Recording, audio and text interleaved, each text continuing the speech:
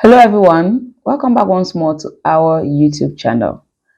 And if this is your first time watching a video from us, you're very much welcome and you're invited to join our community.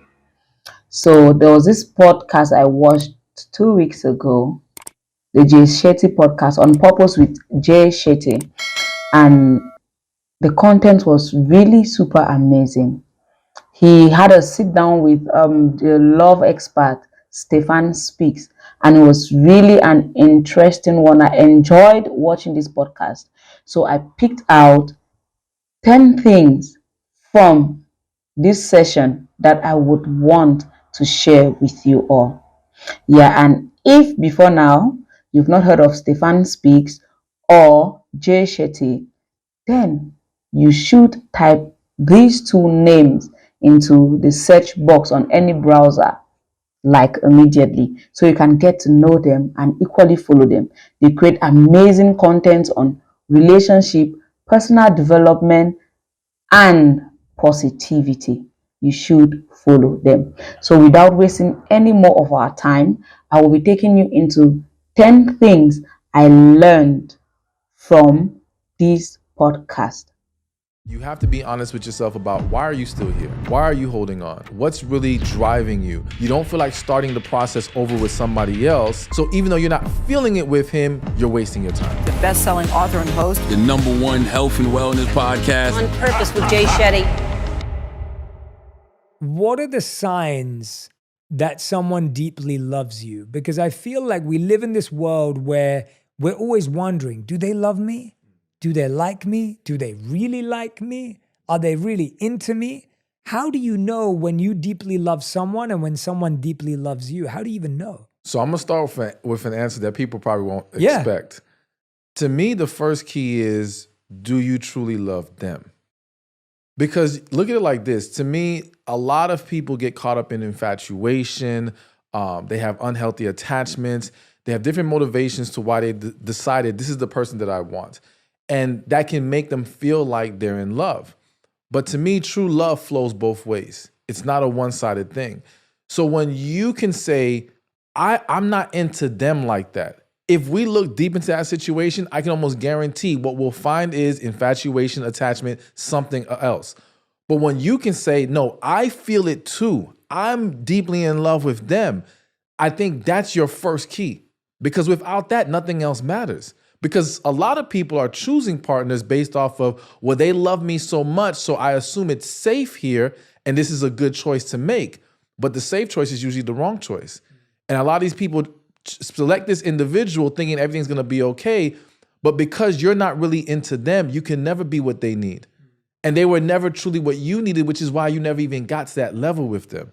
So to choose them without first evaluating, do you truly love them, would not be wise. Yeah, that's a great question. And I think people struggle with that question too, because I think we think of love as so many different things wrapped into one. For example, I could think I love someone because of how they treat me. Mm-hmm. I could think I love someone because they have one quality that I really wish I had.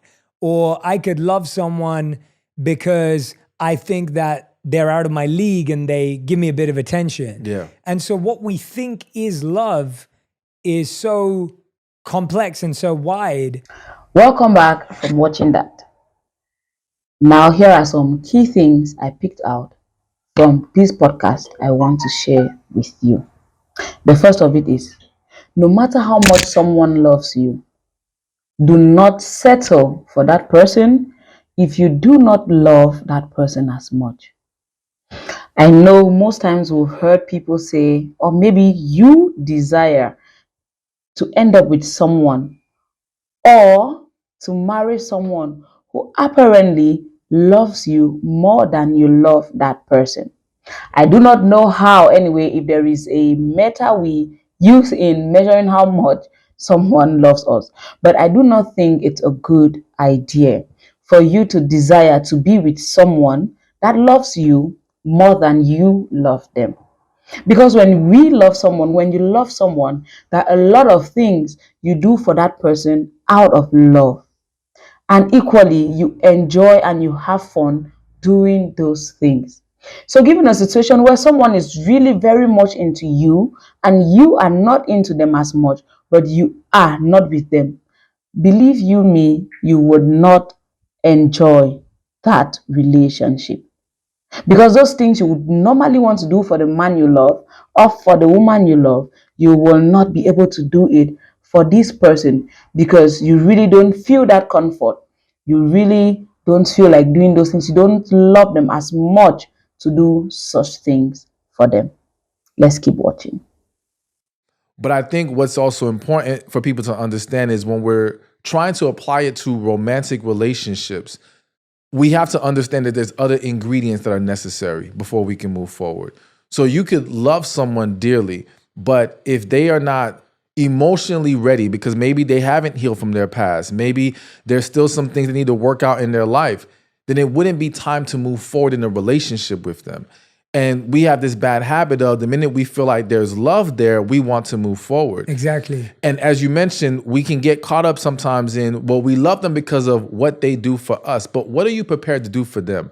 Love is about giving, all right? So we have to ask ourselves, okay, do we know what their needs are? Are we willing to fulfill those needs? Because if not, maybe this wasn't love. Maybe it just felt good in the moment. Maybe you got caught up in the hype, and that's okay. It happens to almost all of us, if not all of us, at some point in life. But we have to just be very clear with ourselves about what's really driving the intention right now. But I think all those things I mentioned is what encompasses love, and that's like the foundation of it. And then from there, we have to look at some other things to see how we can move forward. Now, do not settle for someone who is emotionally unavailable. I know there must be this person you so much love, you so much desire, but if this person is not emotionally available, then do not settle for them. Because in the end of it all, you would suffer. They will not be able to give you time. They won't give you attention. Why? Because they are not ready for what you are offering them. Their emotions are not all put together for what you are offering them. So no matter how much love, no matter how much concern and care you show this person, they just will not get it. Do not settle for an emotionally unavailable person. And the third thing I got out of podcast is love isn't always about what the other person can do for you. It is more about what you can do for them. It's not always about you receiving. It's not always about you getting from the person you are in love with. It's not always about them having to care for you, having to show you concern. No. If that is the kind of love you desire for yourself or the kind of situation you are presently in, then it is a very selfish one. Sometimes, most times, it is about what you can do too for this person that you are so much in love with, and not what they can give you, and not what they can do for you, but what you are equally willing to give for them, to sacrifice for them, and how far you are willing to go for them. And the fourth point I picked out of this podcast was 3 signs your partner is really not into you and your relationship is boring. That's like 3 signs you are wasting your time with someone. Yes, there are the 3 signs to know that you are wasting your time with someone, or rather, someone is wasting their time with you.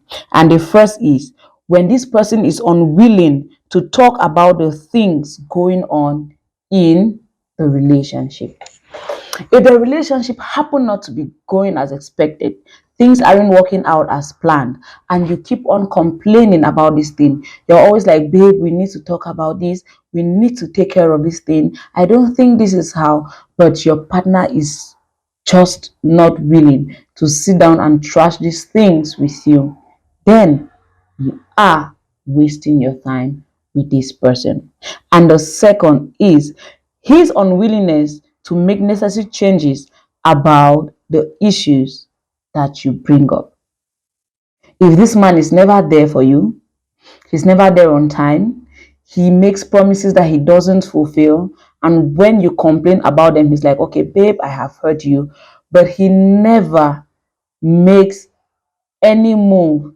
He never tries to change, his unwillingness to change and do things differently about the things you've been complaining about. They know you very well that you are equally wasting your time with this person.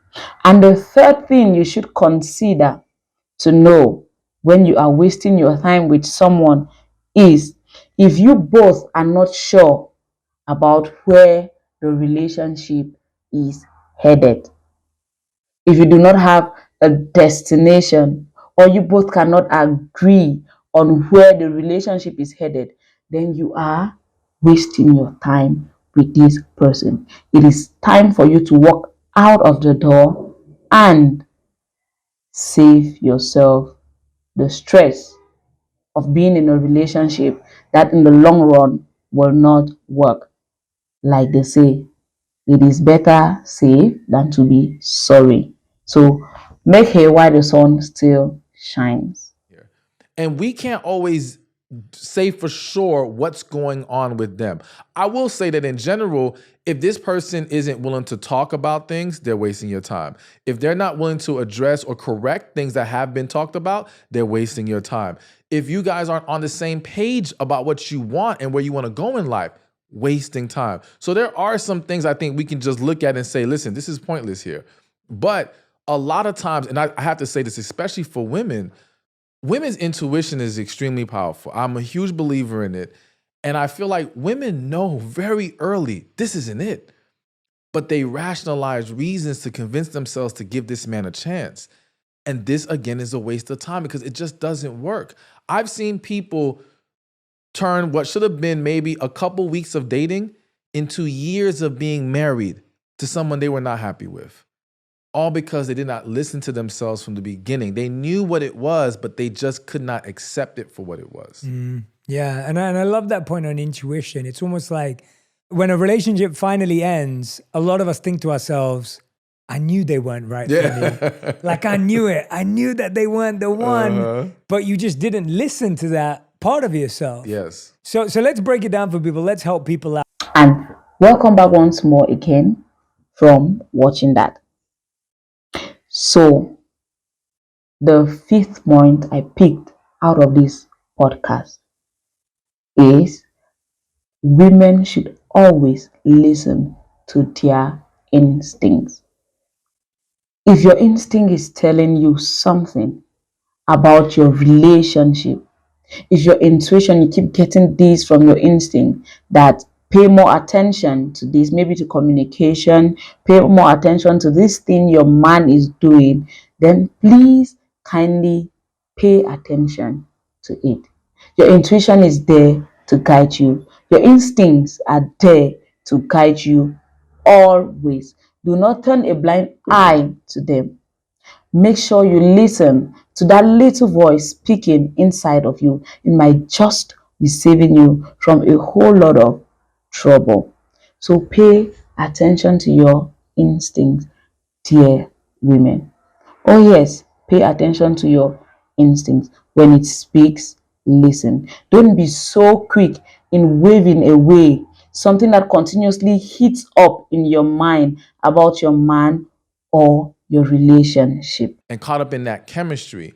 Again, you have to ask yourself, what am I really attaching myself to? What do I really like about this individual? What I find is that when it's really about chemistry, we're still on the surface. You don't really know about them yet. You just know you guys had a good time. Maybe you had fun at this event. You guys were able to talk about a lot of different things, which is great, which is going to also be important if there is a connection. However, do you even know what kind of relationship they want? Do you know what kind of life they want to live? You know, are you guys really on the same page? I think connection is our paths align, our purposes align. So for us to align, we have to have a deeper understanding of where we're headed and can we head there together? So that's why I think though you may feel it or you may feel like you're feeling it, you have to do your due diligence to dig deeper to find out, okay, is this just I got caught up on the surface, or there is something real here? Yeah. And I think once we ask enough questions, because I think that's the other big problem. We have this experience where we feel this chemistry, we're so excited, and now we're afraid to ask questions because we don't want to blow up the fantasy. Yes. You know what I'm saying? Yes, We're just like, yes. no, I want to keep believing this is great, so let me not ask anything. Let me not run this person away. Let me not rock the boat. But that's going to be what tells us if this is real or not. Yes, I think you've hit on something there. Like, we're so scared of losing someone that we're okay with not asking important questions and discovering important truths that actually define whether this relationship's going to last. Absolutely. And that is ultimately, going back to your point earlier, that is ultimately you not being yourself, right? You're losing yourself, scared that you're going to lose the other person, so you're okay with not being yourself. Do you think it's ever okay? This is a funny question, I think, but I have to ask it because I think it's a healthy discussion. Do you think it's ever okay to present different sides of yourself in order to attract someone? Or do you think that you're ultimately setting yourself up for failure in a relationship? Almost like, I think a lot of people, they may not become someone completely different, but I think a lot of people are like, oh, I'm going to show my smart side because it will attract this person, or I'm going to show my this side because they'll like that. Are you saying any of that kind of molding is unhealthy, or do you think there's room for that? I think anything that is not sustainable is unhealthy. So look at it as if I'm a man and I'm meeting this woman and I want to impress her. So I'm like, okay, I'm going to try to spend all my money, take her to a nice 5-star restaurant, all these things. But deep inside, I prefer a more simple lifestyle. You know, I don't like all that extra stuff. Okay, that's horrible. That's a setup for disaster. That's unhealthy because you can't sustain what you're presenting to that individual that's going to draw them in. So whatever it is, another like common example is you'll have women who love to communicate. They want to be able to talk to you every single day. But because they're afraid of coming off a certain kind of way, they'll hold back on their communication. So now they'll make it seem like they're okay with talking every now and then. We don't always have to text. And then this guy falls for that. He falls for this low standard. I don't want to call it low standard, but not having such a high expectation of him when it comes to communication. Then he finally gets with the woman. Her true self is going to come out at some point. No one can suppress their true self forever. And the seed is ask necessary questions. Do not be scared. A lot of us are so afraid of losing our partners that in the course of trying to keep them, we have lost ourselves. You go out of your way to do things to please this person, even though you know that naturally these things you would not do. Some of them you know that are against your principles, they are against your values as a person, but you still go on ahead to do them just because you are afraid to lose this person, just because you are afraid to be alone. Ask necessary questions. If there is something in that relationship that doesn't sit so well with you, ask questions. Discuss about it. Talk about it. The worst that can happen would be a breakup. And if that is it, why not if not? If the relationship isn't working or you're not getting out of that relationship what you expected, and added to it, your partner is not willing to talk things over with you, then why should you be in such a relationship? Just why? Ask necessary questions. Do not lose yourself trying to please another. And the seventh important thing I picked out from the podcast is avoid setting unrealistic expectations that you cannot sustain till the end. If you are setting out on a relationship with someone, I know that initially the butterflies are all there. You always want to spend time with this person. You always want to call. You always want to leave them a message. But be careful not to set expectations, not to set standards for this relationship that you will not be consistent with. Do not start up by calling your partner every 30 minutes of the day, then in the long run, you're not able to keep up with calling them every 30 minutes. When you do that, this person gets used to hearing from you every 30 minutes. And when you probably get so busy or you get engaged in certain things, if your partner is not so understanding, they begin to feel neglected. So do not come up with expectations that you know you will not be able to sustain till the end. Some people start out with their relationships by buying or getting for their partners very expensive gifts, whatever they want, everything, no matter how much it costs, they would get it for their partner. Why? Just because they want this person to be comfortable, they want this person to be okay. But in the long run, some certain things might go wrong and not work as planned, and you're not able to keep up still with this, and your partner, not being so understanding, begins to feel like you are neglecting them. So be very careful how you start out your relationship. Do not start with standards, with expectations that you know you will not be able to pull to the end. So I view compatible as like an on the paper, it looks good. It's supposed to match.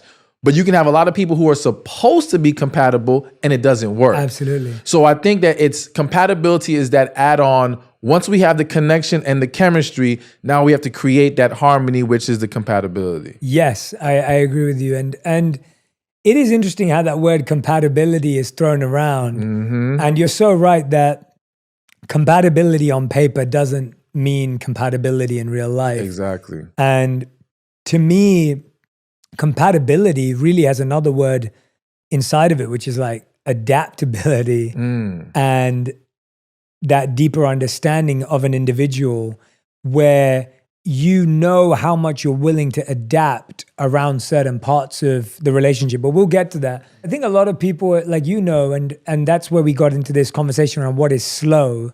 A lot of people are waiting to feel like, is this person wasting my time or are they the one? And so they don't have a deeper connection.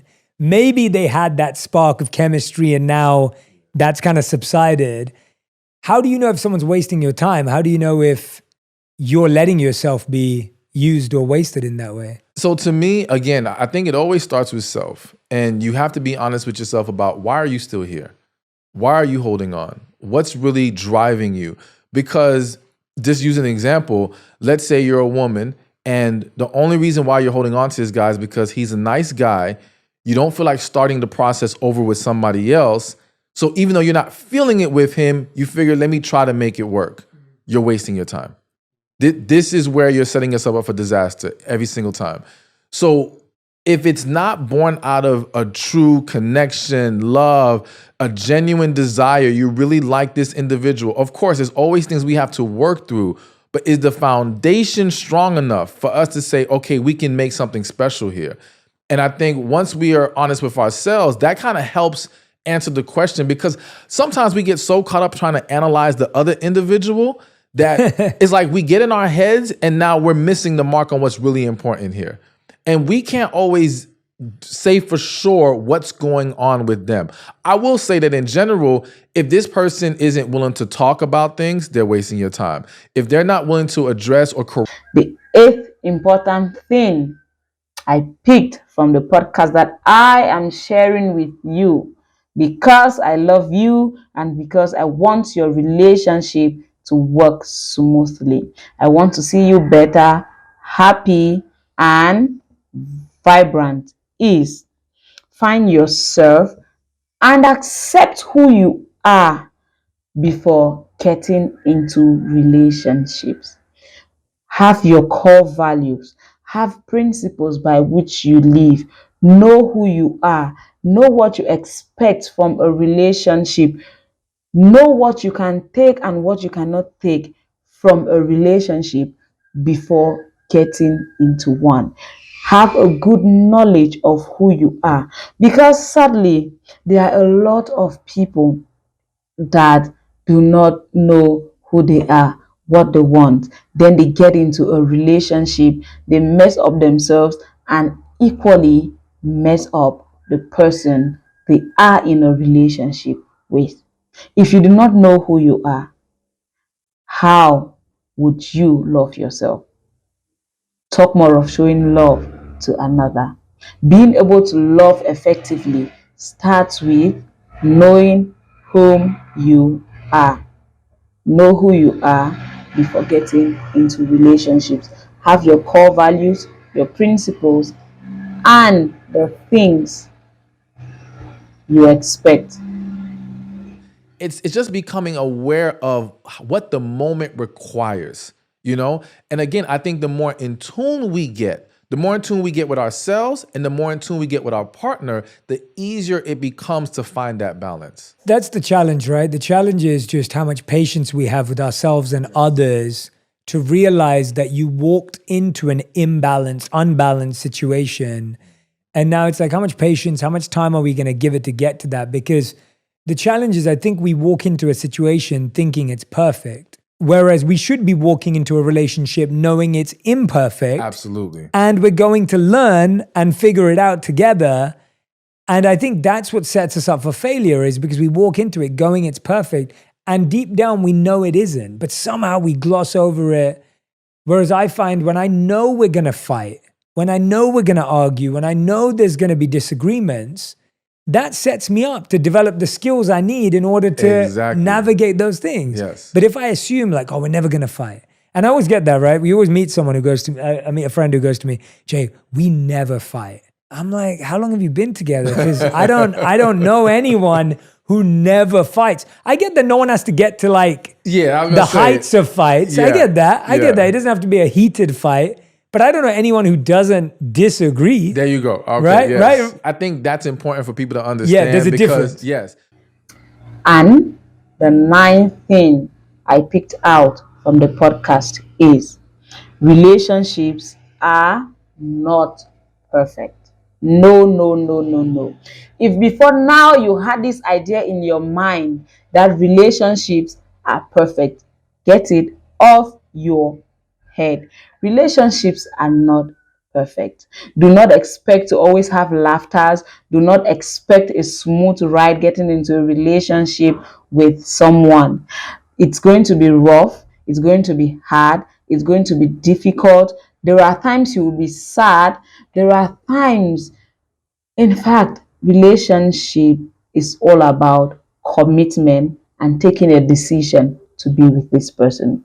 Love is a beautiful thing, and it is even much more beautiful when you are in need with the right person. So know that relationships are not perfect. It involves two imperfect people. So how can it be perfect? But at a worse time. Yeah. All right. This is still best that it's happening now. At least if she can go do what she needs to do, there's a chance for this to come back around later. But it's hard for us to see it in the moment. So I think just really, we also have to focus on our healing. Whenever a breakup happens, the mistake we make is that we think it's about healing from the breakup. No, it's healing from everything you've been through. You've probably been sweeping under the rug your childhood trauma for years, maybe the last 2-3 relationships, whatever it is.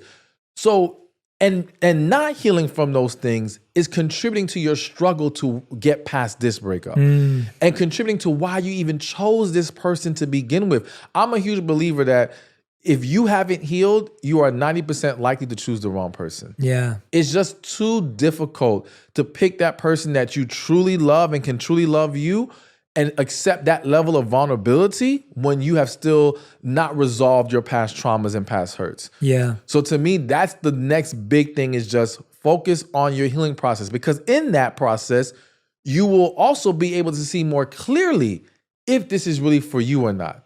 Like walking around unhealed is like walking around with broken glasses. You can't see straight, no matter how hard you try.